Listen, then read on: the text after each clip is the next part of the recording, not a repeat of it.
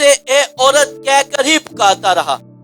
ہم کھانا گلیل کی شادی میں اس منظر کو دیکھتے ہیں کہ جب میں ختم ہو گئی تو اس کی ماں اس کے پاس آئی اور یسوع سے جواب کہتا ہے کہ اے عورت تجھے مجھ سے کیا کام، ابھی میرا وقت نہیں آیا۔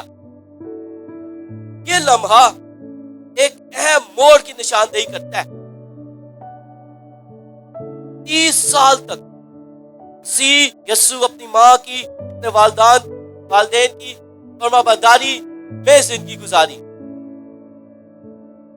اور وہ اپنے ماں کی خدمت کرتا رہا اور فرما برداری کرتا رہا، مگر اب جب اس نے اپنی خدمت کا آغاز کیا اس نے دنیاوی رشتوں کو اپنے آپ سے جدا کر لیا۔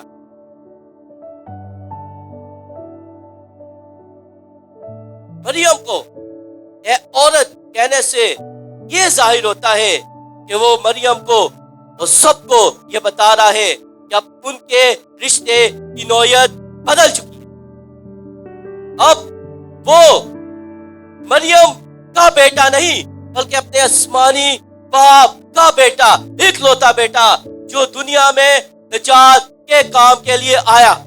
اگر وہ اسے اپنی خدمت کے دوران ماں کہہ کے پکارتا تو اس سے یہ مراد ہوتی کہ وہ ابھی بھی دنیاوی رشتوں کے ساتھ جڑا ہوا ہے، اور جب کوئی شخص کسی رشتے کے ساتھ جڑا ہوتا ہے، جس رشتے کے ساتھ وہ جڑا ہوتا ہے اس کا اختیار بھی ہوتا ہے۔ تو مریم کا اختیار اسی یسوع پہ ہوتا اگر وہ اسے ماں کہہ کے پکارتا، مگر وہ کسی انسان کے اختیار میں نہیں بلکہ اپنے آسمانی باپ کے اختیار میں ہے، اور وہ یہ کہتا ہے کہ میں اپنے سے کچھ نہیں کرتا بلکہ باپ کو جو دیکھتا ہوں وہی کرتا ہوں۔ تو وہ یہ نشاندہی کر رہا ہے کہ اب میرا مقصد الہی مقصد ہے، اور میں اب کسی رشتے کے ساتھ، دنیاوی کسی رشتے کے ساتھ اپنے آپ کو نہیں جوڑتا، بلکہ میرا جو مشن ہے میں اب اس کو پورا کرتا ہوں۔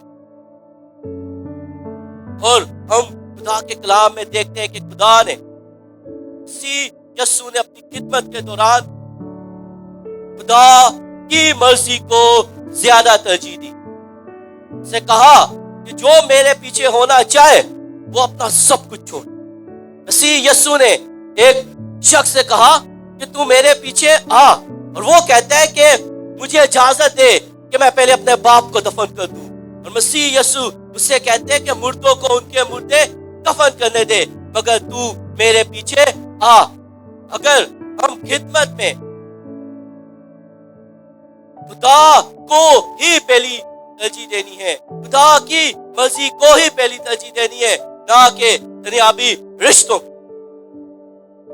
اور مسیح یسوع نے میرے اور آپ کے لیے یہ نمونہ دے دیا ہے کہ جب وہ اپنی دنیاوی خدمت میں آیا اس نے دنیاوی سب رشتوں سے جو ہے وہ جدائی حاصل کر دی۔ اب وہ صرف خدا کے بیٹے کی شناخت سے جانا جاتا ہے۔ جب وہ خدمت میں آیا اسے بتا دیا کہ اب میں مریم کا بیٹا نہیں ہوں، اب میں اپنے آسمانی باپ کا بیٹا ہوں، اور خدا بھی اسے ہی مبارک کہتا ہے جو خدا کی مرضی کو، اس کے کلام کو پہلی ترجیح دیتا ہے۔ ایک عورت مسیح یسوع کو پکار کے کہنے لگی کہ مبارک ہے وہ رحم جس میں تو رہا اور وہ چھاتی ہے جو تو نے چوسی۔ اور مسیح یسوع نے کہا ہاں، مگر زیادہ مبارک وہ ہیں جو خدا کے کلام کو سنتے اور اس پہ عمل کرتے۔ کہہ رہا ہے کہ ہاں مریم مبارک ہے، مگر اس سے بھی زیادہ مبارک کون ہے؟ میں اور آپ جو یہاں خدا کے کلام کو سن رہے۔ اگر ہم نے خدا کی نظر میں مبارک ہونا ہے تو ہم نے خدا کے کلام کو سننے والا بننا ہے۔